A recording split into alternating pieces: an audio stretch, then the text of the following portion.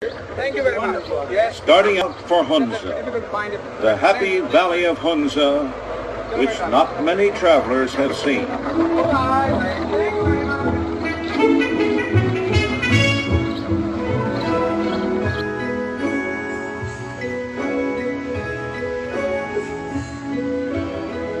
The golden wheat has ripened early this year in Gilgit, the harvest in full swing.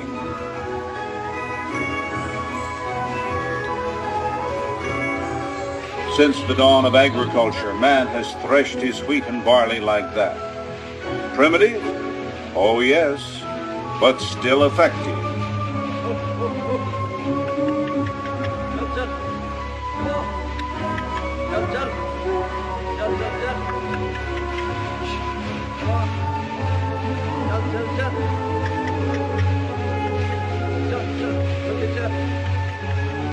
They can make the first part of the journey in that mechanical marvel of the 20th century, the Jeep. The Major, inspired by the mountain solitudes. The Sarge, hoping the trip won't be too tough.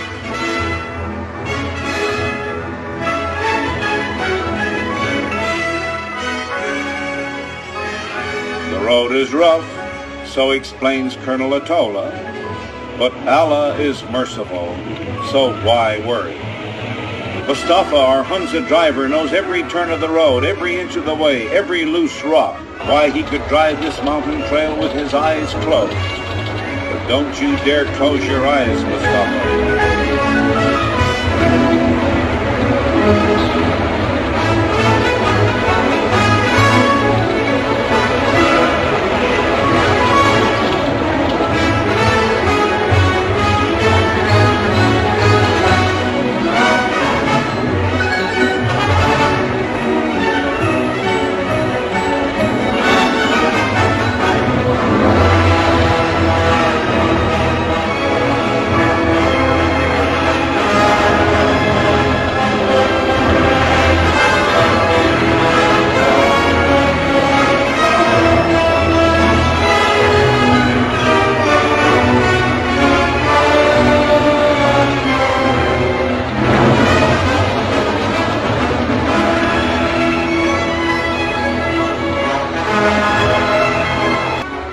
That hanging bridge there across the swiftly running Hunza River, it's made of twigs and vines tightly braided into thick strands, each end of the bridge suspended ingeniously between stone towers.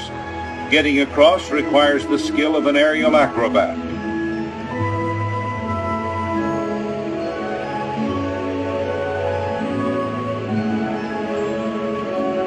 This is an ancient caravan route along which the mountain peoples have carried on primitive trade for centuries, traversing the Karakorums and western Himalayas into Central Asia, cities like Yarkand, Khotan, Bukhara, Samarkand.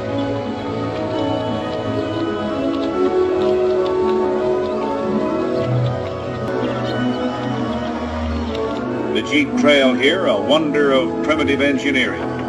In places, mere narrow ledges perched above yawning chasms, often held up only by slabs of stone and heavy boulders.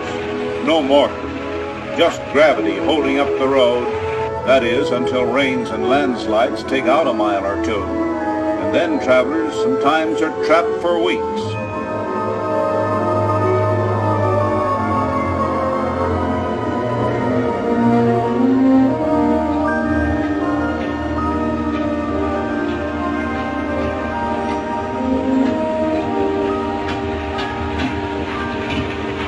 The road, hardly more than a trail, finally gets to be almost too much for the Jeep.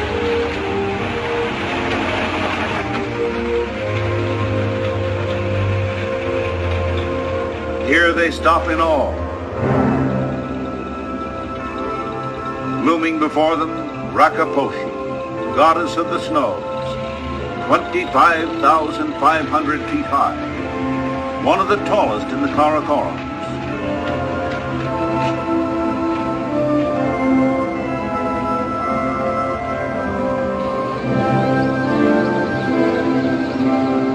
The village of Sikandrabad and the end of the Jeep Trail. From here on, It's either afoot or in the saddle.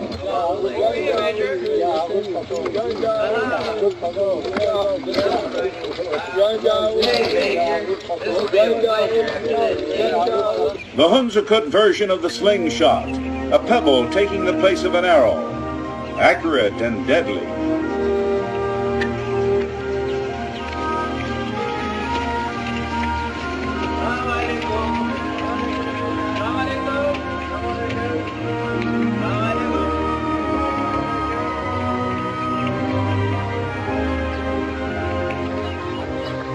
Supplies and equipment, even the latest, well, not quite the latest, plumbing facilities. Everything but the shower.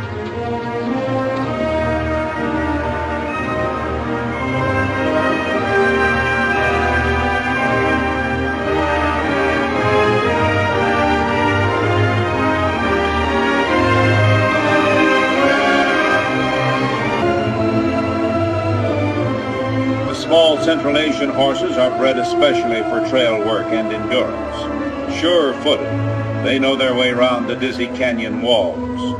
That is, usually they do.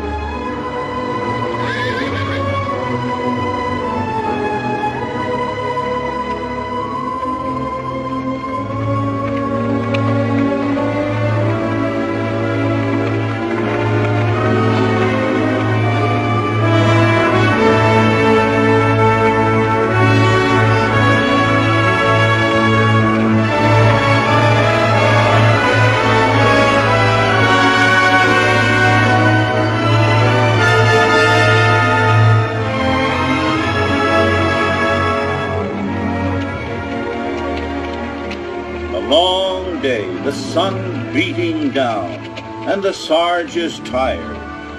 Hey, wake up, wake up! Some people pick strange places for a snooze.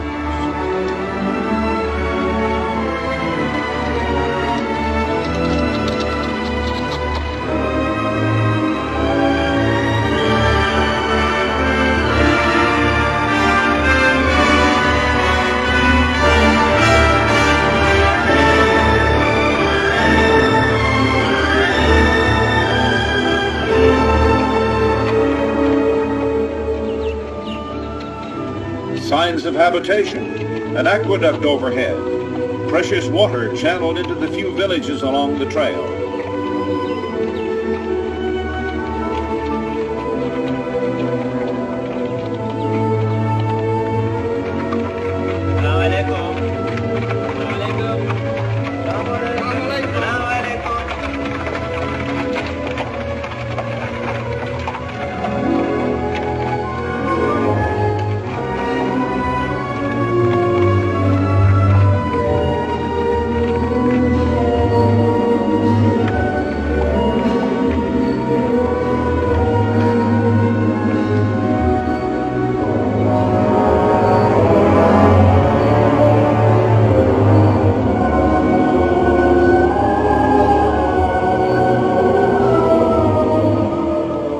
So a day of travel ends in the shadow of Rakaposhi, never climbed, yet doomed to be conquered eventually like all Himalayan giants.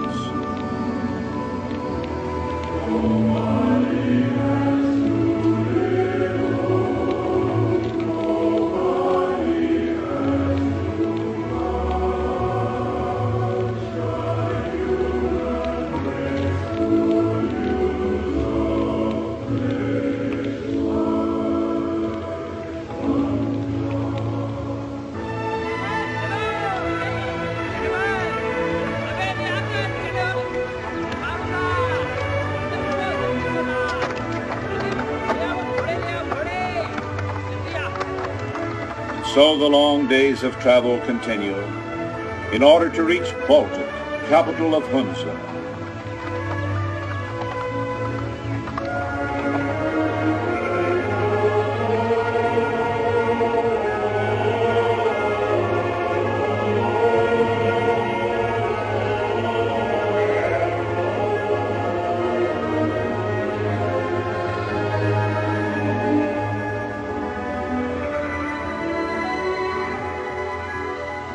Here in the Karakorums, the mountains are, on the average, almost twice as high as the Alps, with 60 summits rising above 22,000 feet.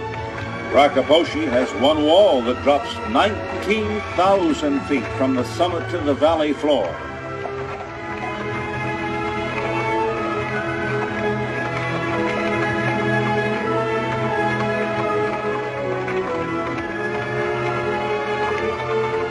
On shelf-like terraces, the green fields of Hunza.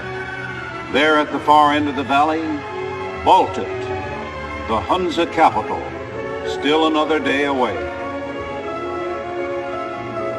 Hunza, a legended, exciting land in a remote part of a great new nation of Asia, in Pakistan.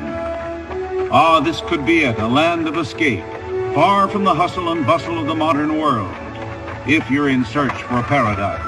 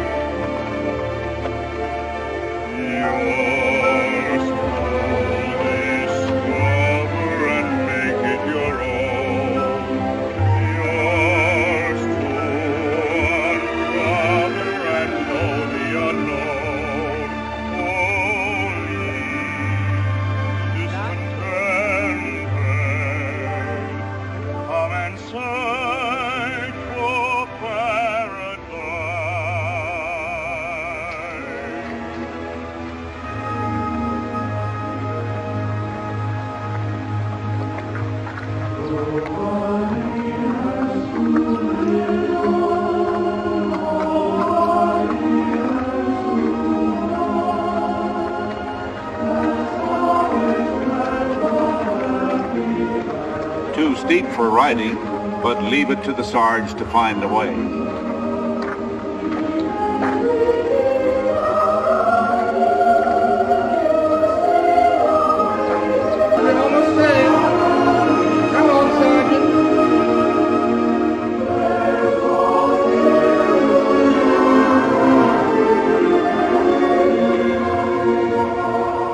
Word has come, travelers on their way to Baltic. So here to welcome them, Prince Muhammad Ayush Khan, brother of the Mir, the ruler of this mountain kingdom. Those are the Mir's children. Crown Prince Chazanfar, offering the customary silver platter laden with fruit. In physical type, they are like Southern Europeans. The people of Hunza claim to be descendants of Greek soldiers, of Alexander the Great. Welcome to Hunza. Welcome to Hunza. What a beautiful trip we had. Thank you. His Highness is expected. Good. Yes.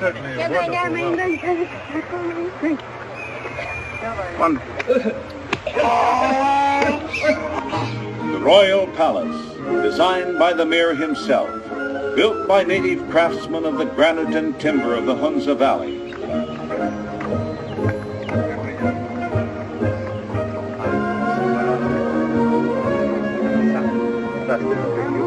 According to tradition, the mayor greets his visitors at the threshold of his home. Your Highness, may I introduce Colonel Ataula and 2 American airmen.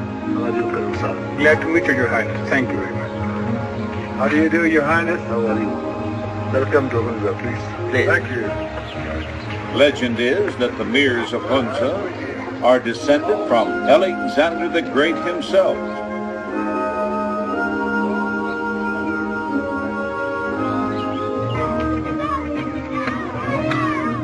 Hunza's national game, polo, which they say originated in these regions. Every village has its polo grounds, and often it's the town square. Here in the backyard behind the Mir stable, the children start early to learn the intricacies of polo.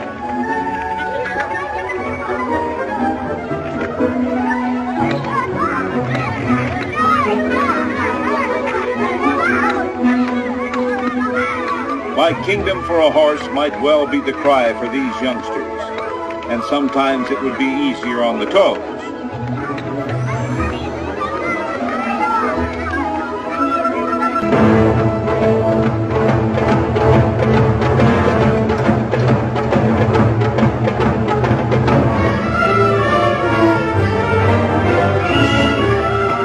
Now for a game between 2 rival teams, choosing up sides with the traditional ritual. Where's the referee? There is none. What are the rules of the game? There are none to speak of. Anything goes short of mayhem. The inter-rivalry between the local villages is fierce and often runs to a fever pitch. In this land of legend, even horses have a legend. Marco Polo, who didn't play the game, tells of horses descended from Bucephalus, war charger of Alexander the Great.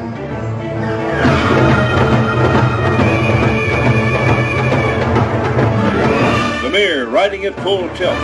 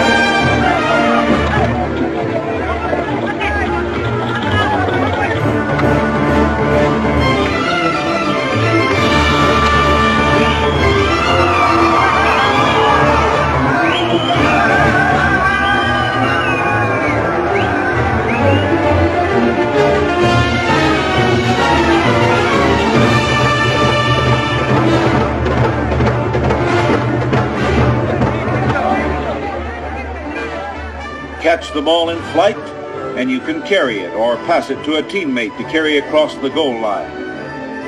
Polo as they play it in regions where it was born. What do you know? The Sarge has joined the band.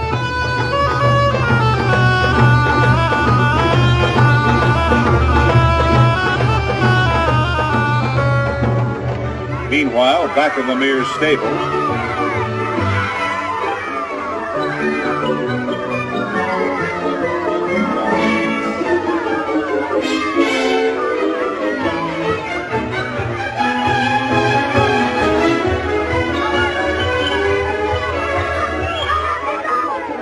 a schoolroom in the sky, and the boy who's always late.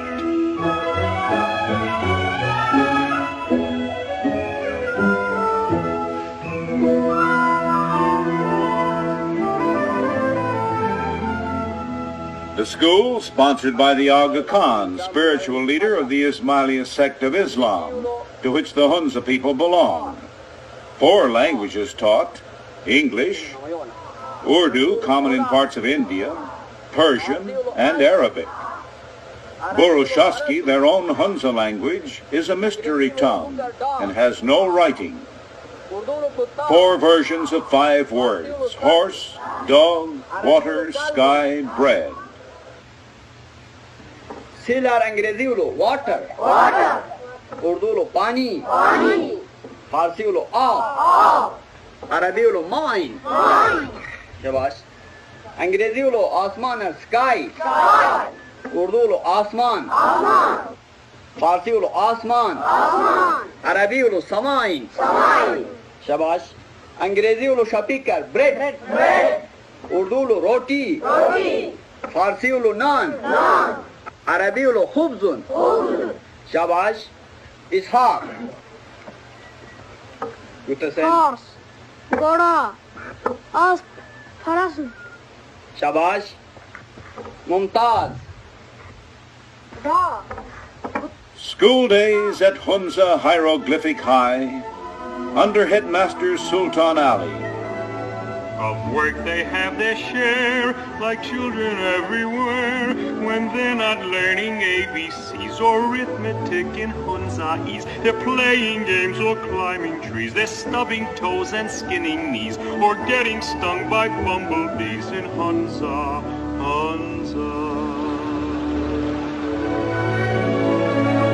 And how could any mountain paradise be complete without a place to go fishing?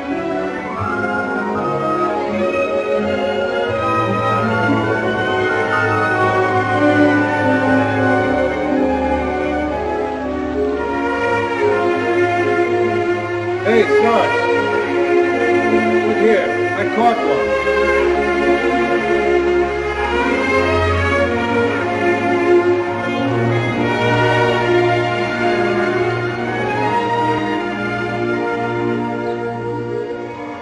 Afternoon tea for the royal family in a setting reminiscent of a Renoir painting.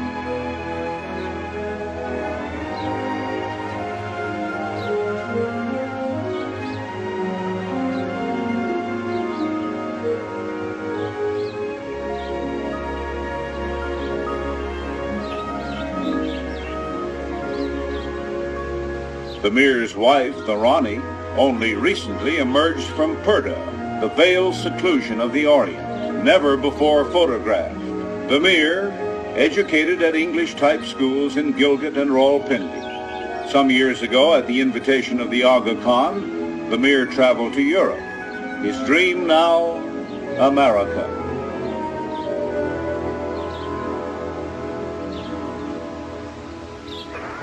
The Hunza cuts are healthy, some live 100 years. They don't need pills to cure their ills in Hunza. The food they eat is simple, they snub the cup that cheers. No alcohol is used at all in Hunza. The health of the people proverbial. Many diseases common elsewhere, unknown here. Marco Polo said that he was cured of sickness by the salubrious air of these mountains.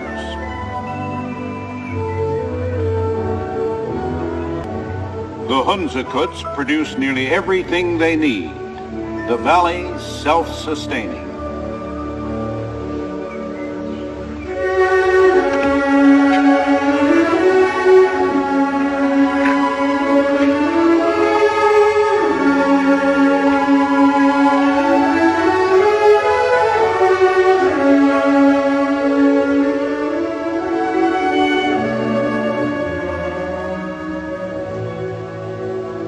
The ancestral castle of the Mirs of Hunza in the village of Altet, where they resided before they moved to Baltet. Just over those mountains, Russian Central Asia and Red China, Hunza guarded by its mountain ramparts, a Himalayan version of classical Arcadia, total population around 25,000. In this Himalayan lost world, paradise without poverty. Nobody has too little, nobody has too much. There's no one passing laws and acts, no cops, no jails, no income tax. They live and love and just relax in Hunza.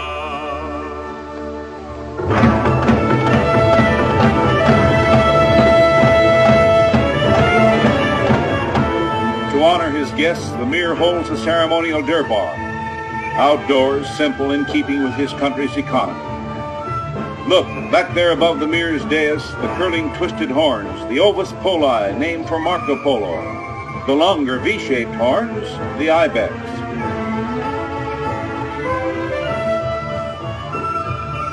Here the Mir meets every morning with the town elders and head men of nearby villages. He's the judge and the jury. Complaints concern water rights and grazing privileges mostly. You plead your own case. No lawyers. Utopia. नजर अमर सबूर जा हकीकी सुवान तंगार अदालत की بشر تحب سوانا सबूर صابون मुताफ सुवान जो تسوي متأخخات بشر gonzame چه مهمني بقول मेहरबानी من سوال في الليل قباي بقى وچن سير وقت وچن أمرك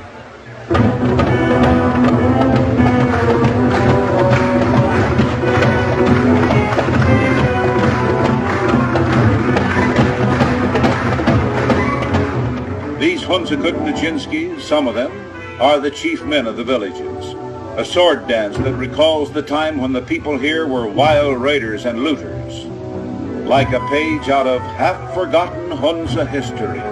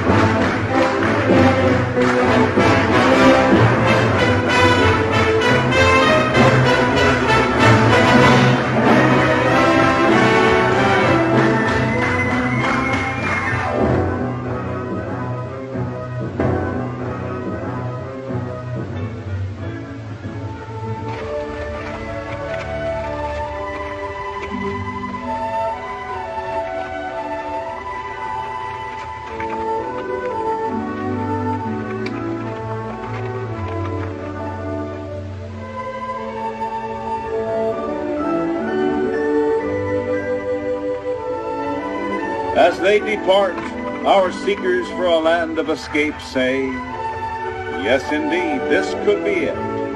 Someday we may return. And spend the